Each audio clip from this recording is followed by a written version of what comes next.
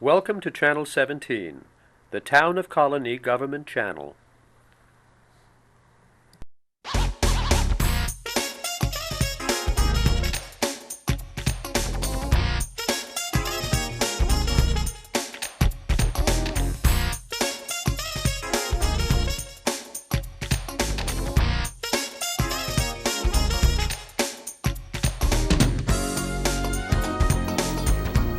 Hello, I'm Colonie Town Judge Peter Crummey, and welcome to Benchmark.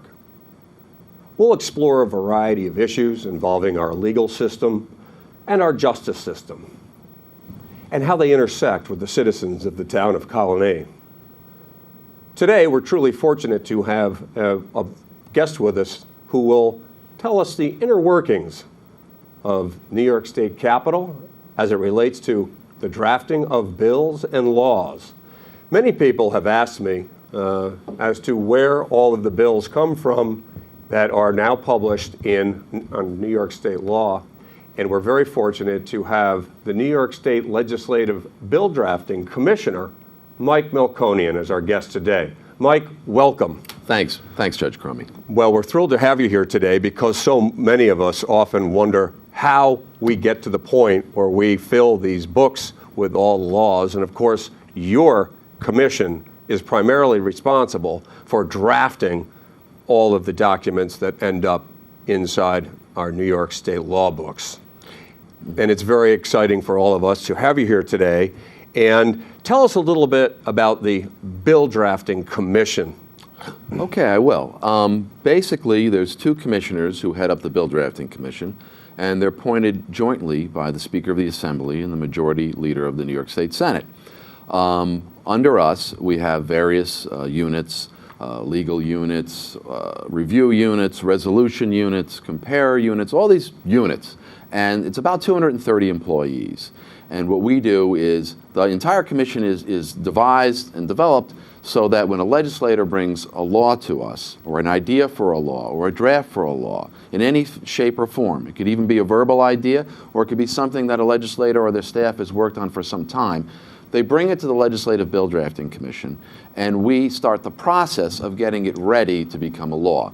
And while that seems somewhat simple, it's more complicated than it seems at first, because the key to law for judges like yourself, when you need to follow the law, it needs to be correct. And that's why we have this commission, to make sure that the intent of the legislator is reflected in the writing of the law. So to effectuate that, we have attorneys, we have a number of attorneys, and either a legislator or their staff, or both sometimes, will come down to our offices in the Capitol, and they'll bring us a draft or an idea for a law. Then our attorneys will come up with what they view to be the intent of that legislator in the law. But they also have to do it in a certain way so that it conforms with the laws that we already have as written. It needs to all conform so that a judge can follow precedent, so someone can look at a statute and clearly understand what it means. Sometimes people say they don't totally understand what things mean, but at least legally, we try to make it as consistent as possible. Then we go through an entire internal process across the street at a large facility we have called 55 Elk Street, where we have 150 people in all various legal type units who review this legislation and make sure that it reflects the intent of the legislator. Mike, there's no doubt that your wide and varied legal career has provided you with the ability to be able to now serve as commissioner over this very significant commission in and around the state capitol. I know that you've worked for the state senate previously.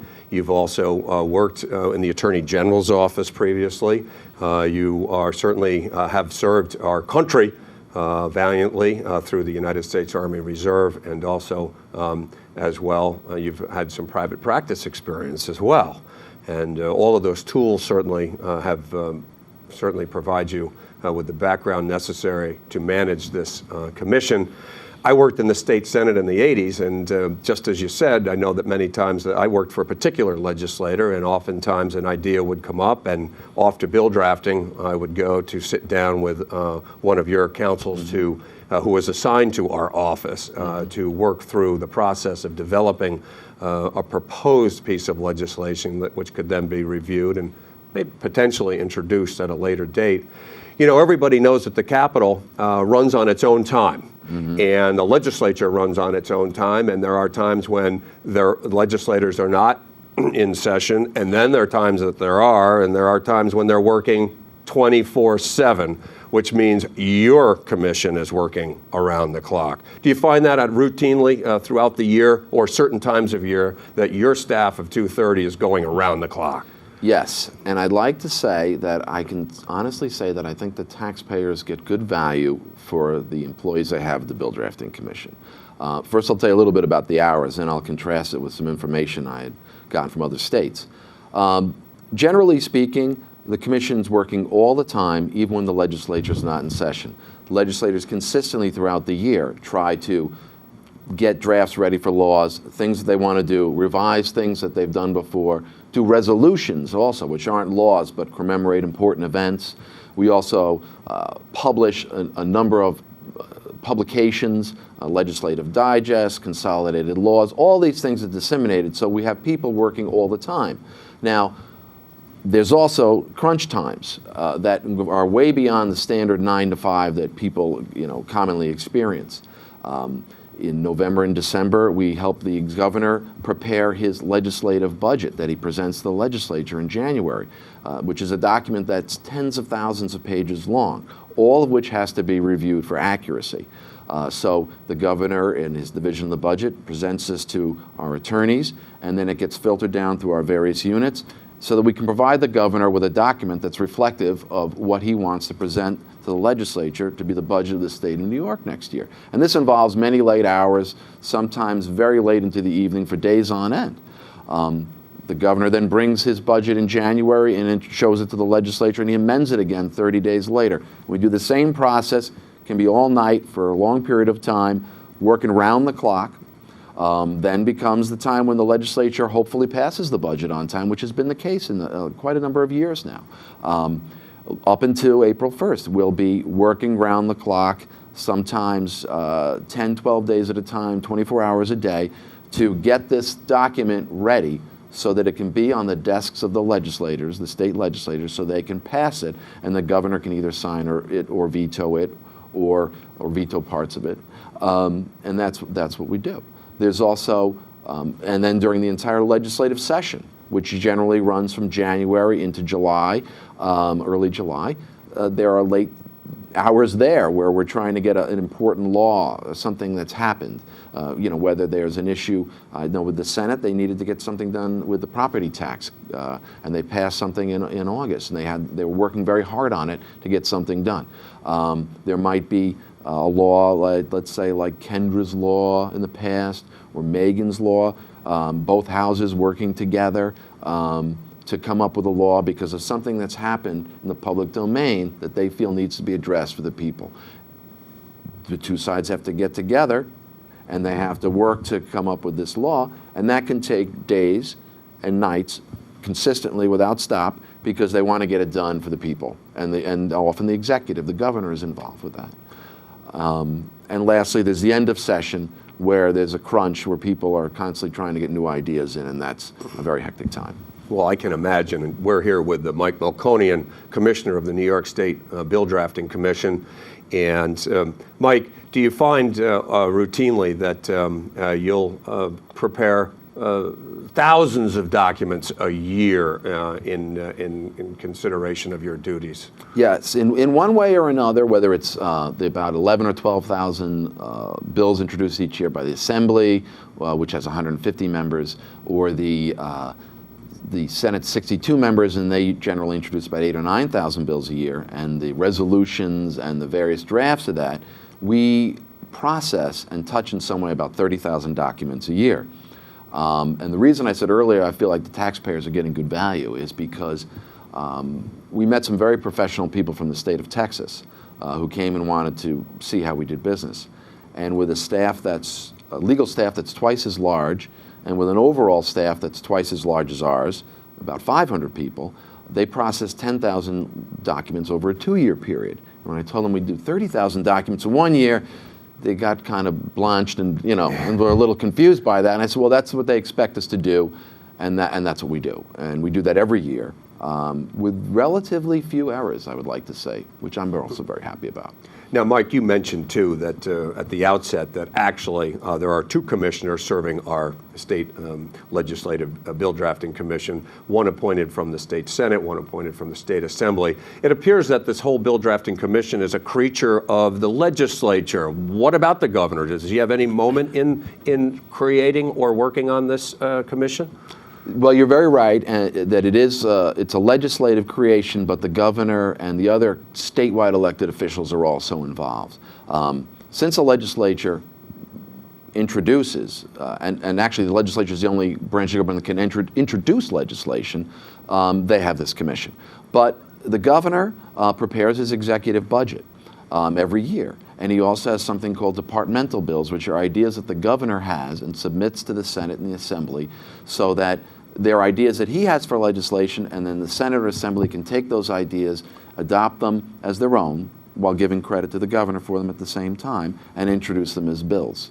Then we also have the Attorney General and the Comptroller, who do also introduce departmental bills themselves, or rather they send them to the houses to see if they'll introduce them. So we do work for them too. Most of the work besides the legislature is done for the governor, though some is also done for the Attorney General and the Comptroller. Mike, you've told me that you're touching 30,000 documents a year through your commission, and in that way, how many do you think of the documents that are proposed as laws are actually find their way to become a law? Any idea of, is it just merely a couple hundred that actually find its way all the way to the end zone, or what? It's more than that, and it varies every year. Right. You'll look something up, then it'll be Chapter 1150 of the laws of 1992, and that year maybe 11 or 1,200 bills became law. Other years it could be 800 or 900. So you never really quite know. It seems that we're introducing more legislation than ever, and the amount of documents is increasing, not lessening. But I feel that gives the people a good, once again, a good value. The more ideas that are out there, the more that can be considered, and the more that could eventually become chaptered, as we say, once they're either signed by the governor or the governor does not act but allows the bill to age for 10 days once it's submitted to him. The better it is off for the people of New York. Now, in order to generate 30,000 documents a year, you must combine the human element with automation. Is that how you get the job done, the two of them merge together? Yes. And I'm very fortunate in that my other commissioner, who helps run the agency with me, is also, we work well together. His name's Randy Bluth. And what we do is we've made an effort to automate bill drafting as much as we can. We have 3 locations. We have the lawyers and the administrative unit with the commissioners in the Capitol. We have a larger unit on 55 Elk Street, which is downtown Albany also, where we process the bills once we get them. But then in Guilderland, we also have a IT unit that deals with mainframe computers and all kinds of automation to not only make the system run as well as it can, but to make it secure. Because secure is another issue that we have too. It's like attorney-client work product or doctor-patient privilege. The bills, before they become, or before they're introduced, there's a long process that goes to getting them ready. And once they're ready, they're out there for the public to see, but we need to make sure that someone can't get into the system and actually change the law so that when it actually goes on the legislator's desk, someone couldn't press a button and mess with the words and change it around. We need to be able to protect against that. So we spend a lot of our automation and our time on security and things of that nature. So there's even a PIN number assigned to your drafts in order to prevent that kind of piracy or alteration. Isn't that correct? Yes. Each draft has an individual number. You'll always know when you're looking at a document that you're looking at our number. that we've assigned to it, and that it's secure as we can make it. And that way, we feel that when you look at McKinney's and when the legislative leaders sign the first page of McKinney's to say, yes, this is representative of what they passed in their houses of the respective houses, that it is what they thought they passed. So we do everything we can with security to try to protect the process. Now, you must do it to a very high level and standard, because I understand that New York City and their legislative process also depends on your commission. Isn't that right? That's true. While the city has their own city council and passes their own laws and generally draft them themselves, the New York State Legislative Bill Drafting Commission is the repository for the New York State Administrative Code, the New York City Charter, New York City laws, because they understand that we have this system in place. It's been around for a while to protect the integrity of their laws. And we also have the laws of the state of New York on our system, and all the laws that are passed by the legislature. Well, you know, of the 30,000 documents that you handle every year, you probably handle documents other than proposed legislation and other resolutions proposed as well, say commemorating a significant event that's happening in and around the state of New York, or even in a local community. Yes. Are there other types of documents that you'll routinely publish through your commission? Yeah, we do. We like we said, we publish the bills, which are hopefully or sometimes become laws, and the resolutions, which are also voted on by the legislature, but commemorate events or recognize significant events or people who participated in them. And then we publish a number of digests and repeal lists, lists of legislative appointments by the executive, that's disseminated to people in state government and to the public so they can see and have a daily understanding of what's happened with their government throughout the year. We also have a public website that we provide so that people can look at the laws on it. And we also have a subscription service that provides for people to look and research the laws and on the computer, and it helps them collate and put the laws, put the bills and the documents we prepare into a perspective for them so they can use it more easily. Mike, your service to our community, obviously, through the Bill Drafting Commission is certainly appreciated by the community. But I also know that you have spent a significant amount of time in your legal career also involved in the U.S. Army Reserve Judge Advocate's Office, or Corps. Tell us a little, how did you get involved in that initially? And I know that our viewers would like to hear a little bit about some of your experiences with the Judge Advocate Corps, and also hopefully we'll have time to talk about some laws that address some of our soldiers who are leaving our community currently or have left, and what protections they enjoy when they come back home. Sure. Tell me about the Judge Advocate Corps. Sure. I spent about 8.5 years in the reserves and the National Guard for the last 6 or 7 months of that time. Got in there in 1999. I always wanted to be in the military. Never had the opportunity, but joined. Had to get an age waiver. I would think I was 34, 35 at the time to get into the reserves, and did my time. And what we basically did in the Judge Advocate General Corps, well, there's a variety of things. I was assigned to a legal unit, which is called the Legal Support Organization, which is based here in Albany, though there are judge advocates who are also assigned with large command structures throughout our military, whether the Air Force, Navy, or the Army, or the Marine Corps. I happen to be in the Army.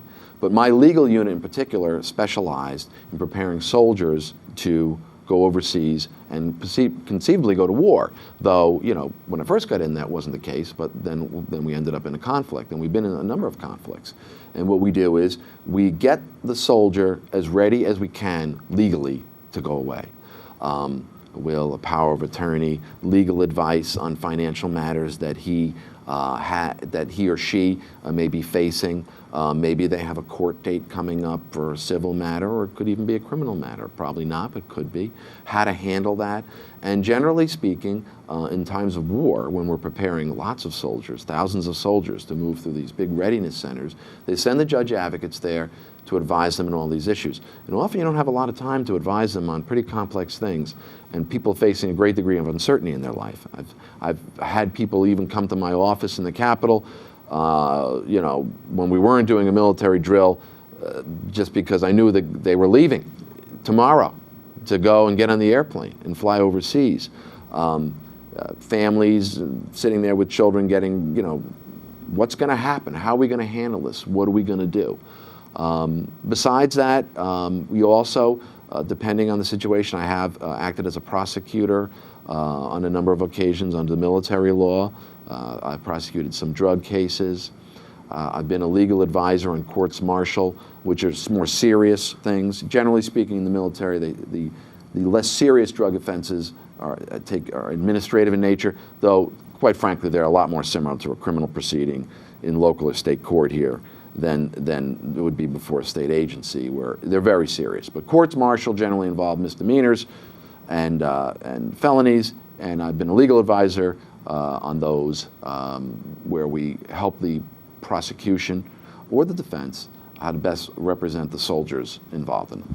You know, Mike, even in our own courtroom here in the town of Colonie, which is one of the busiest courts actually in the state of New York with 25,000 cases a year, it's become routine that I'll have before me on either a civil or criminal matter someone who has an issue which may involve leaving for service soon thereafter, or upon re-arriving, whether it's a landlord-tenant issue, whether it's a criminal issue. And I know there's a Soldiers and Sailors Civil Relief Act, and there's also a Uniformed Services Reemployment Act.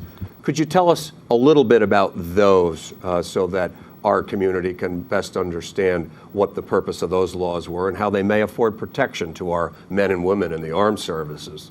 Sure. And that's the cornerstone of what we do with this soldier readiness preparation, these SRPs, as I was saying, where we do the wills and the powers of attorney. Then we get into the Soldiers and Sailors Civil Relief Act.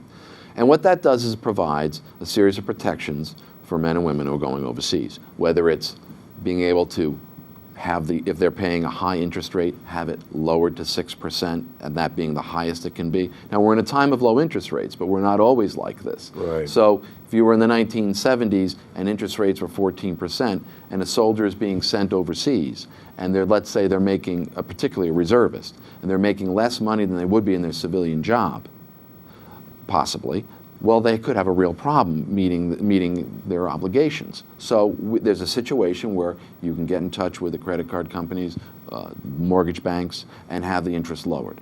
There's protections in relation to landlord-tenant issues, being able to get out of leases, installment contracts for motor vehicles and things like that. Civil matters, civil court proceedings. And it's important to remember that the idea behind these laws is that they're a shield and not a sword. You can't use these laws to unjustly benefit yourself, but you can use them to protect yourself. If you're being sent overseas, whether it be to Germany, Japan, Korea, or Iraq, and then there's a court proceeding coming in 6 months that you can't be at, this will allow you to inform the court, protect yourself against getting a judgment entered against you just because you weren't there, because you can't be there. And it allows that to be adjourned, or if something did happen where a judgment happened, to have the judgment vacated, and it's a great protection to these people. The other thing, the USERRA, the Reemployment Act, is another law that's administered by the U.S. Department of Labor that's very important too, because what it does is, particularly with our reservists and our National Guards people, it takes the clock in their lives and it either keeps it still or moves it forward. And what I mean by that is, if a person is working, let's say someone was working in the court, your court, for that matter, a stenographer, whoever it may be, they get deployed. Well, they get their job back when they come back, and they can't be fired but for cause. And they'll be allowed to keep their job for a certain period of time. If they would have got raises like their peers during that time, they get those raises. Like a COLA or something. Exactly. All right. If they would have been promoted to a certain level because of the time they would have spent, they're not punished for serving our country. And so their rights are protected. And It's a very effective law. It's been modified and tweaked with a number of times to make it more effective, just like the Soldiers and Sailors Civil Relief Act. And the state itself actually has versions of the Soldiers and Sailors Civil Relief Act to provide further protections for the men and women who serve. Mike, you've represented the United States Army in a legal capacity, not only here in New York State and focused in Albany, but you've also been sent abroad, not only to Germany, but to Swaziland most recently a year or so ago. And what capacity do you serve when you go to these countries at the request of the U.S. Army? Well, generally the overseas trips to Europe, we would backfill for the active duty judge advocates who would be often deployed either to Afghanistan or Iraq, but who there still were soldiers in these locations and their families, which also needed legal advice. And you further complicate that with the fact that you're also dealing with matters of international law. So they needed some legal support. And so you would go there and backfill for those judge advocates who had gone away, though many judge advocates were sent into war zones. As to the Swaziland trip, I had the privilege, when I was with the New York State National Guard, the Army there, we went and, along with the Department of Defense, we went to the Kingdom of Swaziland, which is a independent autonomous kingdom, along with Lesotho, in the bottom of Africa, wholly within the country of South Africa. And what we did is we advised the king, other members of the royal family, their defense minister, their general staff, and other senior officers on a number of issues, whether they were constitutional, or in my case, I advised them on the labor unions in the military, which I know seems like a completely foreign concept here in the military, but there are other countries, Sweden in particular and a couple other European countries, which have military labor unions. So I advised their national leaders on what it all meant, what people are doing around the world, what are the legal ramifications, so they could come to their own conclusions as to whether or not they wanted to do that in that country. And they have a close relationship with the United States military there in terms of a partnership program. We send people back and forth and try to learn from each other. And so they were able to get something from this, I think. Well, it's certainly quite an experience. Are you still involved with the U.S. Army at this time, or does there come a point where your term of service is concluded? How does that work? With an enlisted, I was an officer. With an enlisted soldier, they sign a contract, much like an employment contract, for a certain number of years. And then when the contract is over, they can either resign or go. With a officer, you can resign your commission at any time. Once you're commissioned. I eventually left because we have young children, and I wanted to be a little more involved with their lives, with a 2-year-old and a 5-year-old. Sure. So eventually I resigned my commission, was honorably discharged. But I always wonder maybe someday I might go back in. I haven't decided yet. Well, I'm sure that the U.S. Army will benefit by your resuming any duties at their request. You're raising a family here in Rensselaer County now, is that correct? That is correct. And I'm sure that's got you busy as well with everything that you're doing. And originally born and raised in Long Island, is that right? That is right. And then you went to St. John's Law School? Yes. Graduated from there after Marist? Yes. And of course, which is one of the rival schools of our local school here in Colonie, Siena College. Often Marist and Siena do battle on the fields, which has provided excitement for all of the residents here in the Capital Region. And we're happy that you've come to the Capital Region to continue to do your legal work here. Back to the commission, New York State Legislative Bill Drafting Commission. Is there anything you'd like to see done there that you believe could actually help the process as it moves forward into the 21st century? Well, yeah, I do, and I think we're starting to do it now ourselves. We're always looking to automate, but not automate so much that we lose the human perspective in what we're doing. So we've made great strides with the support of the Assembly and the Senate to further automate, to further build and expand our ability to print the bills with a higher quality and even more volume of them by creating this print shop that we have now that we're in the process of building at one of our locations.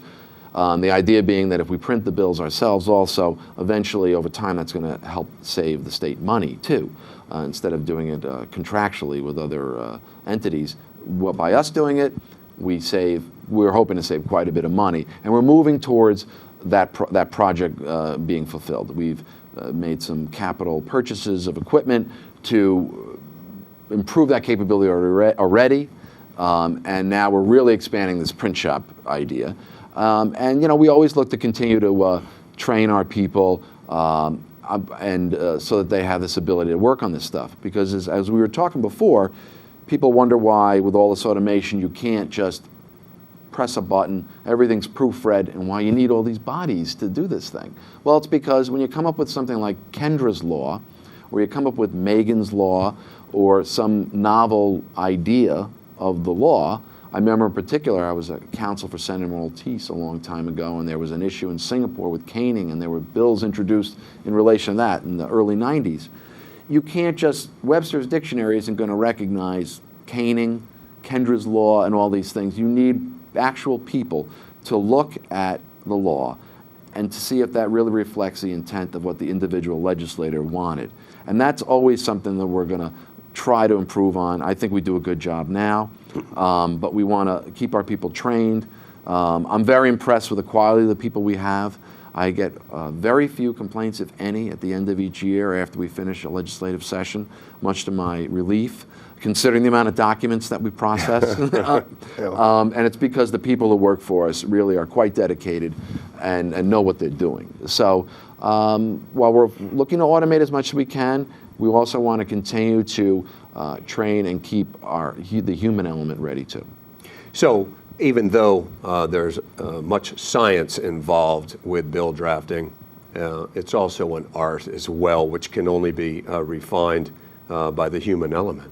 It is, and I often describe the lawyers and the other people, the comparers and the editors and all these people, it's a lot like the guild system. You can't be in an apprenticeship. You can't be a lawyer. You could maybe, but probably not. You just can't walk in there the first day, no matter how experienced you are and how accomplished you are professionally as a lawyer, and walk in there and just draft the bills just the right way so that when you look at this book and Judge Crummey's on the bench, that all of a sudden things don't get very confusing because it wasn't done right. It takes time. It's a process where you have to do it over time, do it every day, learn how to do it. So once again, what we like to do is just continue to further and foster somewhat of the art of doing this with these people and balance that with the automation of getting it done faster once that process is over. Well, Mike, we're so lucky to have you here today and sharing some of your experiences, not only as Commissioner of the New York State Legislative Bill Drafting Commission, but also some of your experiences on behalf of the United States Army as well, and the benefits that have been extended to many of our citizens here throughout the Capital Region in that way. And it was a pleasure to have you here today, Mike, and thank you. It was my honor to be here. I really appreciate that. Thank you very much, Michael. I'm Judge Peter Crummey, and thank you for joining me on Benchmark.